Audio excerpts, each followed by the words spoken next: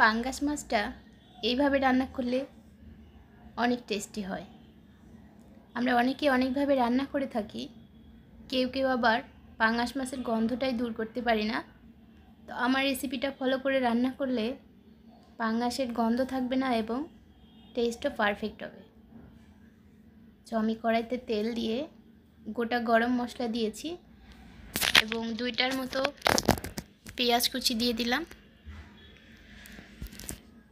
কিছুক্ষণ নাড়াচাড়া করে ভেজে নিয়ে পেঁয়াজটা একটু ভাজা ভাজা হলে আমি সামান্য একটু পানি দিয়ে দিচ্ছি।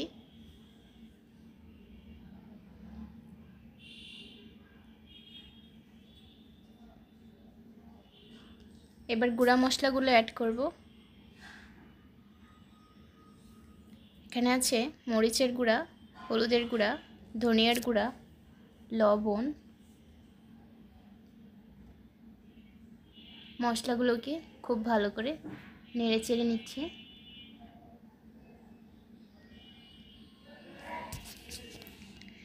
আমি 1 চা চামচের মতো আদা রসুন বাটা দিয়েছিলাম, কিন্তু ক্যামেরা বন্ধ থাকার কারণে ওই ক্লিপটা ধারণ করতে পারিনি।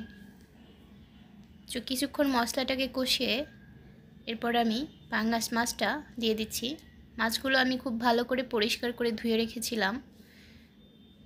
গরম পানি দিয়ে লেবু দিয়ে কিছুক্ষণ ভিজিয়ে রাখলে মাছগুলো এরকম পরিষ্কার সাদা হয়ে যায় এবং পাঙ্গাস মাছের যে এক্সট্রা একটা স্মেল আছে সেই স্মেলটা দূর হয়ে যায়।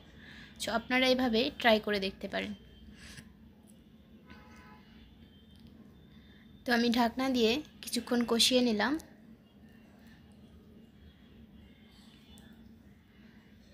মাছটা প্রায় কষানো শেষ। এ পর্যায়ে আমি কিছু ছোট ছোট আলু সিদ্ধ করে রেখেছিলাম, এই আলুগুলো এর মধ্যে দিয়ে দিচ্ছি এবং কিছু কাঁচামরিচ দিয়ে দিলাম।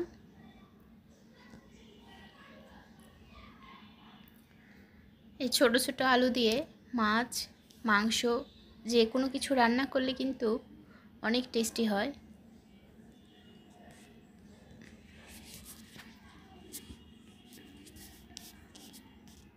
আলুটা দেওয়ার পরে আমি আরও বেশ কিছুক্ষণ কষিয়ে নিলাম।